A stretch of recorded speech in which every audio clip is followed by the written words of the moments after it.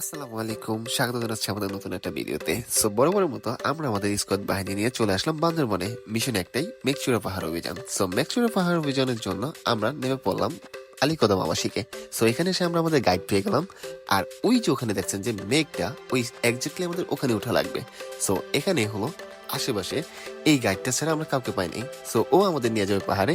আর এই যে আমাদের গাইড, আর এই হলো আমাদের গ্যাঞ্জাম লিডার, সরি আমাদের লিডার। সো হাঁটি হাঁটি ব্যবহার করে আমরা শুরু করলাম আজকে আমাদের মিশন। সো উঠতে উঠতেই আমরা মূলত পাহাড়ের ভিউ দেখতে থাকলাম। এই যে ইসমাইল চাষা আমাদের পাহাড়ের ভিউ দেখাচ্ছে। মূলত এখানে একটা জিরি ছিল আর এটাই দেখাচ্ছিল, তা দারুণ ছিল। সো যতই উঠতে থাকলাম আমাদের মূলত পাহাড়ের অ্যাডভেঞ্চারটা দারুণভাবে উপভোগ করতে থাকলাম। আর মূলত প্রথম প্রথম রাস্তাটা শুরু ছিল আর এখন অনেক উঁচু, তো আমাদের ক্লান্তিও লাগতেছিল। তারপর আমরা পাহাড়ে উঠতে থাকলাম। মূলত উঠার সময় আমরা উপরে যত উঠি ততটুকু একটু ভিউ পাই, আর ভিউ পেয়ে আমরা এনার্জি পাই। এনার্জি পাওয়ার পর প্রথমে বুঝতে পারলাম আমাদের গাইডও ক্লান্ত হয়ে গেছে। গাইডের সাথে আমাদের টিম মেম্বারও ক্লান্ত, তো তারা মুখ দেখাতে লজ্জা পাচ্ছে। আর যাই হোক, এখানে তো আমাদের চাচা এনার্জি শেষ হওয়ার কারণে এক্সট্রা এনার্জি নিচ্ছে। আর এই হলো আমাদের আকবর চাচা, তার অবস্থা দেখুন, সে একটু গুলো হওয়ার কারণে হয়তো বেশি কষ্ট পাচ্ছে। আর মূলত গরম ছিল তো তাই ঘাম দিচ্ছিল। আর এই হলো আমাদের লিডার আরেকজন ফয়াজ, সে ক্রিস্টিয়ানো রোনালদো এর কঠিন বক্তব্য সে সহজে হার মানতে রাজি না। তো অবশেষে আমরা সবাই মেঘচূড়া জয় করতে সার্থক হই। আর এই যে দেখেন, মেঘচূড়া জয় করার পর আমাদের অবস্থা সবার দেখছেন, বুঝতে পারছেন না? সত্যি বুঝলে বুঝছেন, না বুঝলে নাই। তবে এখানে যে পরিবেশ ছিল সেটা সত্যি দারুণ ছিল। এই একটা সেলফি হয়ে যাক আকাশ বা। আর এখানে এই যে কুকুরে বলতেছিলাম, আরে বন্ধু তুই তো অনেক লাকি, দেখছোস এখানে আশেপাশের যে ভিউ, মানে যা সত্যি দারুণ, তুই লাকি বন্ধু, লাকি। তারপর আমাদের বালুর সাথে দেখা। এটা হলো এখানে নাকি ভাল্লুক, সরি কুকুর হলো তার ভাল্লুকের মতো দেখতে হওয়াতে তার নাম ভাল্লুক।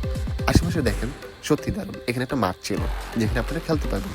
তো এই যে আমাদের স্কোয়াড বাহিনী খাওয়ার পরই শুরু হয়ে গেল। মানে মাঠ পাইছে না, বল পাইছে, আর মনে করেন খেলোয়াড় আছে এখানে, সবাই সবাই খেলোয়াড়। তারা শুরু করে দিল আর একটা মিশন, এখানে খেলাধুলার মিশন।